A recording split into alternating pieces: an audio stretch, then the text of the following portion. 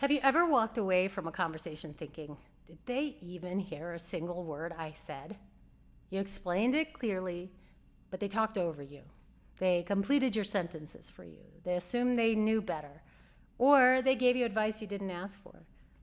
Here's the thing. Not being listened to isn't just frustrating, blood boiling. It costs us time, money, and even trust in our relationships. Today, we're diving into why people don't listen, what's really going on underneath, and 3 ways to finally be heard so that you can walk away from conversations feeling respected and understood, whether it's your partner, your boss, or yes, even the guy at the tire shop. Hello, beautiful people. Welcome to my channel, Unmute with Priya, and I'm your host, Priya, where I help women over 40 who are transitioning in this period of perimenopause and menopause to finally start speaking up and advocating for themselves so they can enter this second act of life empowered and confident to speak up for themselves. So let me tell you what happened to me last week. I went to the tire shop because my car kept giving me a warning. The tire sensor light came on, and a few months ago, I was having issues with the tire sensor, and the main one had to be replaced. And the owner of the store, who's had this store for over 30 years, told me that once you replace one, you're probably going to have to start replacing all of them, and it will happen slowly over time. So I suspected this was what was happening because I had just had my tires serviced. So I pulled over, I checked my tire pressure, and I was correct. The tire pressure was fine, so it must be the sensor. So I went there and asked them to change the sensor. As soon as I pulled in, they said, "Your tire pressure's fine." Pulled out his tire pressure gauge, checked all 4. He said, "They're fine." I said, "The light is on." And he's like, "No, it's not." And I'm looking at my light. I said, "The light is on." And so when he saw the light, he called someone over. They drove it around. He used his meter. He said, "No, the tire pressure sensor's fine." I said, "It's not. It needs to be replaced." Long story short, this process should have taken about 15 minutes. It took an hour and a half because they weren't listening to me. He reset the tire pressure light. I drove around for 5 minutes. It came back on. When I drove back in, they were surprised. They thought that they had fixed it. I said, "I told you that it was the tire pressure sensor. Where is your boss?" So when I spoke to him, I explained about what had happened a few months ago and that you told me that I was going to have to replace all 4. It's the sensor. And he went and told his employee, "It's the sensor, replace it." An hour and a half later, when this could have taken 15 minutes, and after running their own tests, they came back later and they said, "Yeah, it was the sensor." Exactly what I said at the start. Now, was it because I'm a woman and they didn't take me seriously? Maybe. Or is it something bigger? A cultural habit where we don't exactly listen to understand? Just pay attention to how people communicate these days. Everybody's listening when you're having a conversation with them. They're responding with something. Nobody's just saying, "Oh, I hear you." We listen to respond to prove that we know the answer. So everyone has a case of know-it-all-itis. You just have to know it. You have to know it all. You have to be the expert, even if you're not the expert in it. And it takes a lot of training. It takes a lot of introspection and awareness to be able to learn what active listening really is. The truth is, this happens everywhere. At the doctor's office, we're going to talk about that. That's a whole other episode. At work, even at home with the people that we love most. And most of all, if you're in this place of midlife transition, this can feel heavier because you're craving real connection, real communication. You're finally saying, "Hey, my life is what I tolerate, and I've been tolerating all of this my whole life, and I'm done with it." And you're not willing to have another round of just being dismissed because that just feels horrible.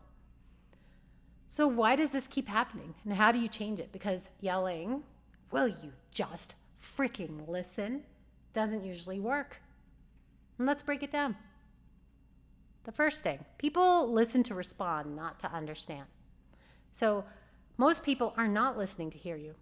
They're listening to prepare their response. Watch the next time you're in a conversation with someone. You can look at their body language. Are they looking at you and just saying, "Mm-hmm, wow," and giving that space? and allowing there to be silence? Or do you see their eyes going up to their language center, looking up to the left, searching for something to say back to you because they have to know something? You know, I used to be in dynamics with people where I was talking about a trip that I took to Japan, for example. And I see them searching, and all of a sudden they're talking about Japan even though they've never visited. But they're maybe relaying something about somebody in their family 3 generations ago that went to Japan. They couldn't just listen to my story. They had to compare it. They had to say something. And in that time that I was sharing, that I thought, okay, I'm being vulnerable and sharing this response, they were preparing. So our brains are wired for problem solving. So instead of absorbing your words, they're already drafting their reply or solution. So it's kind of like if you have an iPhone and the predictive text and you write something in, and then all of a sudden, whatever you wanted to say, the sentence is filled in and you didn't even have to say it.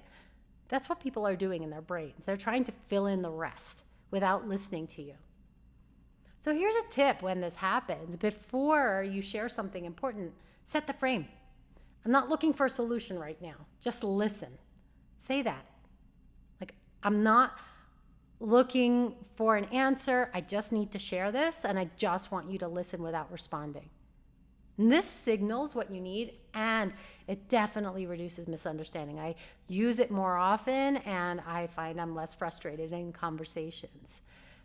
Even with ChatGPT, that I use to help me spark thoughts and ideas and conversations, or titles for an ebook, I will often give ChatGPT what I'm looking for, and I will say, just listen, don't say anything.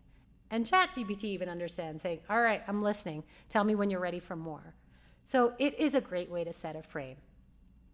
Like I said, and aside from ChatGPT, I use it with my clients, with my partner, with my parents, with my brother, niece and nephew, even at the shop. Sometimes you just have to tell people how to listen to you, and that really mitigates the frustration.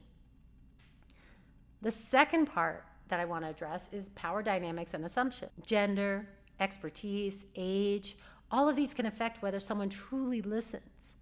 Women, especially in male-dominated spaces, often report feeling ignored or interrupted or talked over, or having their ideas repeated by someone else and then credited to them. Does that sound familiar? Or just even notice when there's power dynamics and assumptions in play. I've been in conversations where it's predominantly women and then the male, and you say something and the male starts to raise their voice. And then that, as a woman, starts to make me feel small, starts to make me feel angry, because I don't respond to yelling and screaming. Here's the kicker though. It's not just men doing this. It's anyone who assumes that they know better. I'm going to say that again. It's not just men doing this. It's anyone who assumes that they know better. So here's a tip that you can use. Use strong, clear language. Here's what I know, and here's what I need from you. This makes it harder to dismiss you because you've already established authority, that you're an authority figure, and clarity from the start. Here's what I know, and here's what I need from you. When was the last time you actually set the frame in that way, telling somebody what I need from you? And that really mitigates this power play that goes on often in conversations. The third one I want to share is something that I mentioned earlier, is listening's a skill. Model it at first. I wasn't born into, when I started talking, to all of a sudden being an active communicator. It's something that I've had to learn along the way, and I'm probably in my 20s and 30s, I didn't even know what active listening was. Most people haven't even been taught active listening. So it needs to be modeled, slowing down, repeating back what they say. You can even use the line, what I hear you saying is. That's really validating. When you're talking to somebody and they say, yeah, I understand that. Even the that's so validating, because that's telling you that you're being heard, or that tells somebody else that they're being heard. When I was early on in my speech therapy career, when I was working in an elementary school in Harlem in New York, I had a poster of a person. It was a stick figure sitting in active listening. They were sitting up, hands on the desk, feet on the ground. And we used to review what active listening was, because they were kids. Of course they were going to talk over each other. Of course they had ideas to share. And I didn't want to shut that down. But as I was teaching them how to take turns in conversation, what I noticed is they would look at that poster and they were actually acknowledging each other, saying, wow, I like that.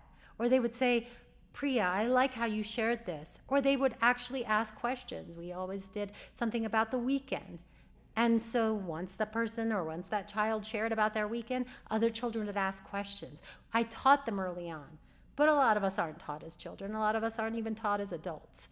But it needs to be modeled, and it can start with you. So once again, you can even say, what I hear you saying is, and repeating back to them what you're hearing. And that just opens this framework for reciprocal communication. Because here's the truth, as I explain all of these 3 patterns, people who feel heard are more likely to listen. That's human psychology. So I just know that with certain dynamics, I know I was never heard. And I already had it in my head the next time I was going to see them. I'm not going to listen to you. You don't listen to me, so why should I listen to you? And it created this dynamic of tit for tat and resentment and anger.